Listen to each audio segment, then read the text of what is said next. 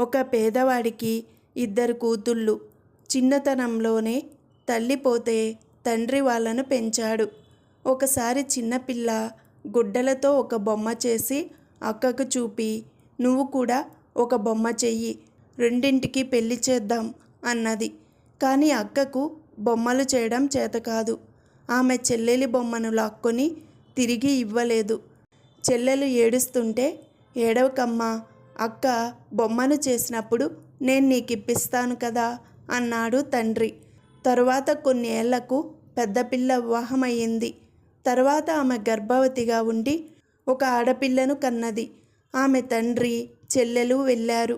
పెద్దపిల్ల బిడ్డను కంటూనే ఏదో జబ్బు చేసి దానితోనే పోయింది.